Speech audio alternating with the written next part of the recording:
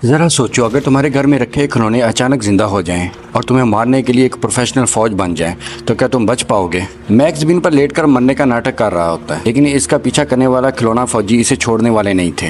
वो सीधा इस पर निशाना लेते हैं। मजबूर होकर मैक एक फौजी को पकड़कर लिफ्ट के दरवाजे में फंसाने की कोशिश करता है, लेकिन हैरत की बात ये होती है वो छोटा सा खिलौना गैर मामूली ताकत दिखाता है और दरवाजे को बंद ही नहीं होने देता। ऐसा लगता है जैसे सब खत्म हो गया, लेकिन तभी फौजी के बैग से बीप बीप की आवाज आती है। बैग खुलने पर पता चलता है कि इसमें बम लगा हुआ है। असल में कुछ दिन पहले मैक ने खिलौना फैक्ट्री के मालिक को कत्ल किया था और कमरे में मौजूद खिलौनों ने ये सब देख लिया था। अपने मालिक का बदला लेने के लिए वो खिलौने फौजी बनकर पार्सल की शक्ल में मैक के घर पहुंच चुके थे। मैक एहतियात से पार्सल खोलता है। इसे अंदर कई खिलौना फौजी नजर आते हैं, लेकिन वो इन्हें आम खिलौने समझकर छोड़ देता है और किचन में जाकर आराम से ड्रिंक पीने लगता है। अचानक जोरदार धमाका होता है। मैक फौरन वापस आता है। जब वो डब्बे के पास पहुंचता है तो अंदर से सारे फौजी गायब होते हैं। अचानक इसके पैर में शदीद दर्द होता है। एक खिलौना चाकू इसके पैर में घुस चुका होता है। सोफे के नीचे से हलचल होती है। जैसे ही मैक झुककर देखता है, इस पर गोलियों की बारिश शुरू हो जाती है। इसके चेहरे पर जख्म आ जाते हैं और इससे पहले कि वो संभल पाए एक छोटा रॉकेट इस पर फायर हो चुका था। दर्द से वो घुटनों पर आ जाता है और जान बचाने के लिए बाथरूम में जाकर छुप जाता है। शीशे से बाहर देखता है, पूरा कमरा तबाह हो चुका था। हर तरफ गोलियां और तबाही। गुस्से में आकर मैक अपनी बंदूक उठाता है और बाहर निकल अंधाधुंध फायरिंग शुरू कर देता है।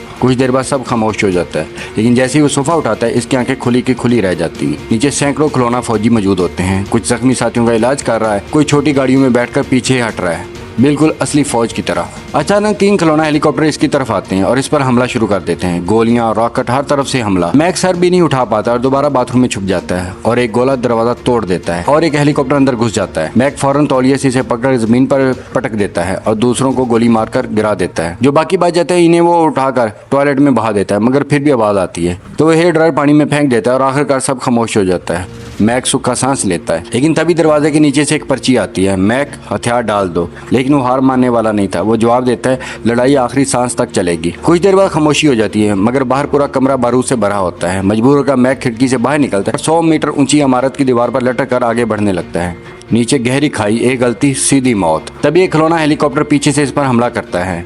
मैक मुश्किल से बचते हुए बालकनी तक पहुंचता है। अंदर जाकर देखता है खिलौना फौजी अब भी जिंदा हैं और अगली लड़ाई की तैयारी कर रहे हैं। अब सवाल ये है कि मैक इस खिलौना फौज से बच पाएगा या यहीं इसका आखिरी दिन होगा। इतने में सभी फौजी घबराकर इधर उधर भागने लगते हैं, लेकिन इसी दौरान 2 फौजी एक छोटी बख्तरबंद गाड़ी में बैठकर मैक पर हमला कर देते हैं और इसके पैरों पर फायरिंग शुरू कर देते हैं। हालात बिगड़ते देखकर मैक फौरन गैस सिलेंडर उठाकर इस गाड़ी की तरफ फेंक देता है और जोरदार धमाके के साथ वो गाड़ी तबाह हो जाती है। लेकिन खतरा अभी खत्म नहीं हुआ था। मजीद फौजी वहाँ पहुंच जाते हैं और अब मैक पूरी ताकत से पलटवार करता है और किचन से बैलन उठाकर एक एक करके इन्हें तोड़ने लगता है। बाकी फौजी आवाजें सुनकर इधर उधर देखते हैं, लेकिन इन्हें अंदाजा ही नहीं होता कि मैक इनके पीछे आ चुका है और वो खामोशी से सबको खत्म कर देता है। और इस बात का यकीन करने के लिए कि वो दोबारा जिंदा ना हो, मैक इनके टुकड़े करके ओवन में जला देता है और अब इसे लगता है कि खतरा टल गया है। वह सुकून के लिए गर्म पानी से नहाने का सोचता है, लेकिन अचानक इसकी कलाई पर जोरदार वार होता है। मैक को समझ आ जाता है कि कुछ फौजी अभी भी जिंदा हैं और वो फौरन पट्टी बांधता है और घर छोड़ने का फैसला करता है। लेकिन बाहर निकलना इतना आसान नहीं था। एक खिलौना स्पेशल फोर्स SSG कमांडो पहले लिफ्ट में घुस चुका होता है। जैसे ही मैक लिफ्ट में दाखिल होता है, कंट्रोल पैनल से चिंगारियां निकलती हैं और लिफ्ट अंधेरे में डूब जाती है। अचानक अंधेरे में से वो फौजी कूद कर इसके पैरों पर हमला करता है। हल्की रोशनी में मैक देखता है कि वो स्पेशल फौजी बाकी सबसे ज्यादा ताकतवर और खतरनाक है। इससे पहले कि वो कुछ करे, वो फौजी